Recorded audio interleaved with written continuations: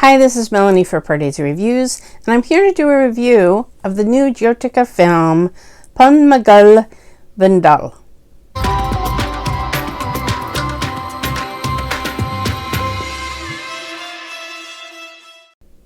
If you're new to Pardesi Reviews, I do film reviews and trailer reactions of Indian cinema. This is a big event in that the film produced by Surya and Jyothika, with her having this big lead role, skipped theaters because of the pandemic and went straight to streaming release on Amazon Prime. The film was subtitled by Rakes. I'll get into some weird things about that in a moment. But anyway, it was just exciting to have a new film that was playing, even if we couldn't all be in the theater and enjoy it together. Just having that communal experience of having a new film come out on a Friday and being able to see it. Wow. I really enjoyed mostly this intense courtroom drama. I thought Jyothika was exceptional, and especially the turning point at the interval when she has a very emotional admission in court. Wow, what a scene. This is a debut director, J.J. Frederick, and he also wrote the screenplay. It's not a perfect film, but I think it's dealing with a very sensitive subject that needs more attention in Indian society from what they were showing at the end credits with all sorts of hotlines and so forth. I don't want to give too many spoilers, so let's have a section where I try to be as spoiler free as I can, and if you have seen the film, then I will have a few comments that involve spoilers at the end of the review. Jyothika is having her debut legal case.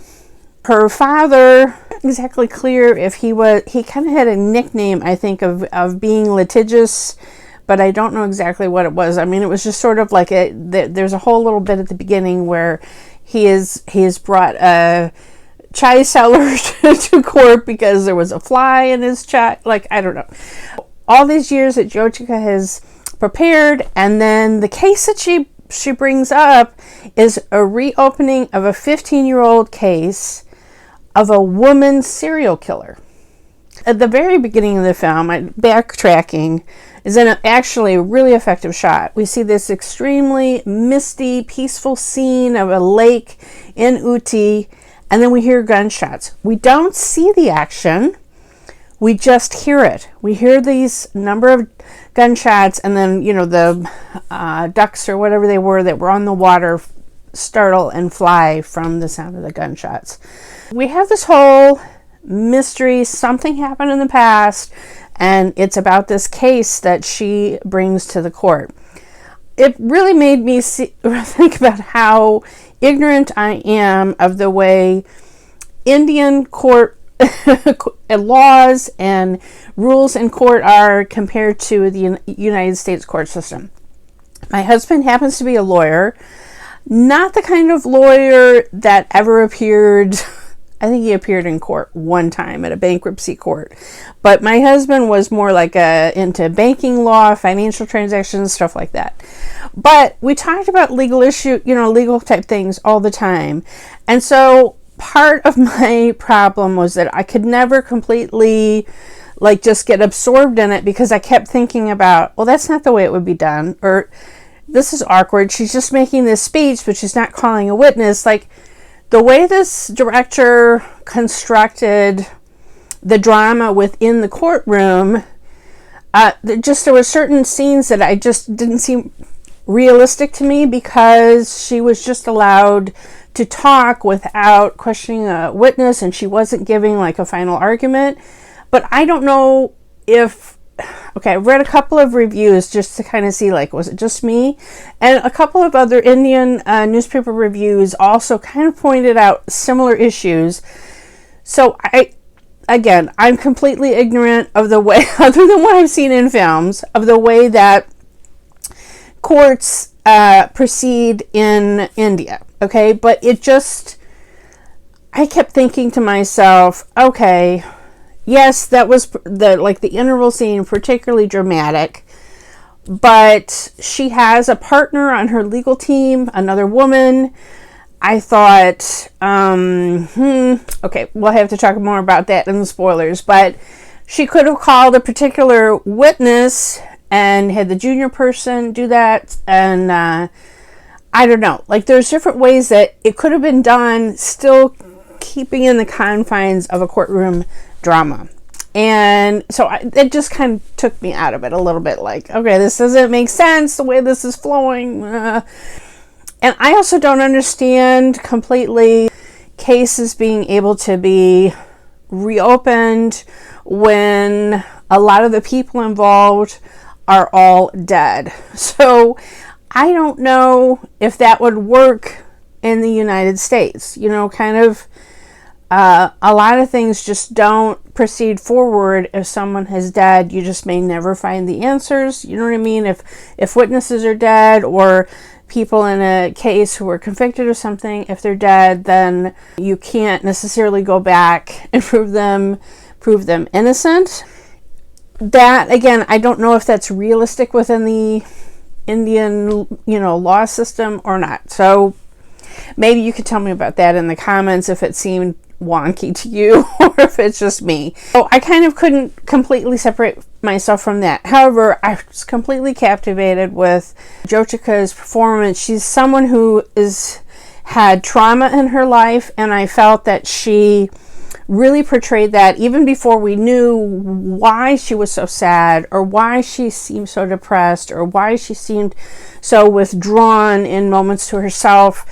And I just felt like she portrayed it so well. The emotional scenes when she opens up in the courtroom, she's crying, we're crying. I mean, it's really, really effective the way that she portrays this. I recognize some of the other faces playing, for instance, the villain, Jyothika Rajan. I've seen him as a character actor in many other things. He kind of we know he's the villain from the beginning when he kind of washes his hands after he touches a lower class person.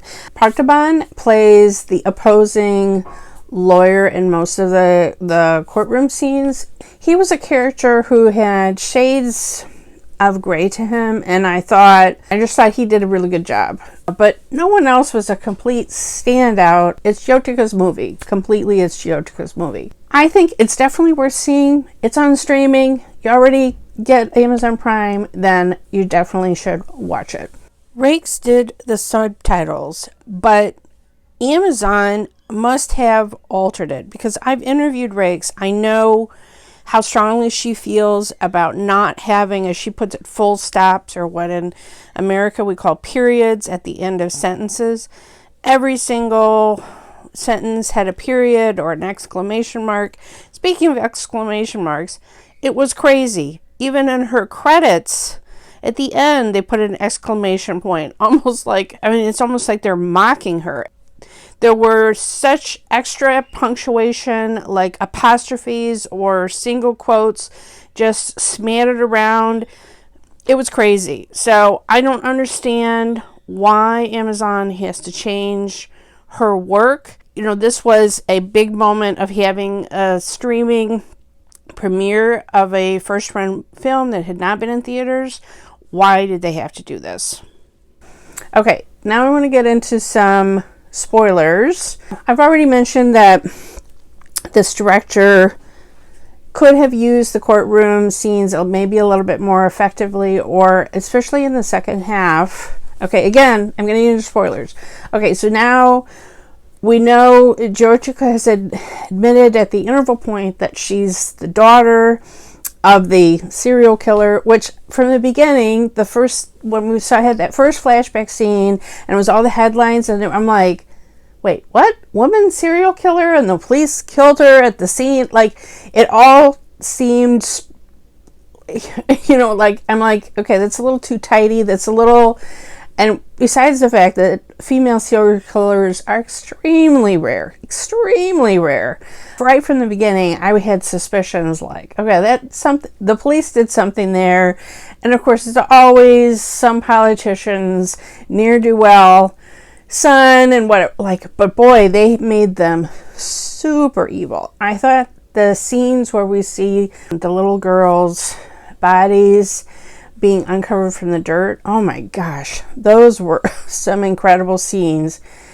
But then when we get in the second half, I felt like when we get more revelations, like the final revelations of who Jyothika's character really is, somehow it didn't have the full impact. And also her confrontation with the politician on the witness stand.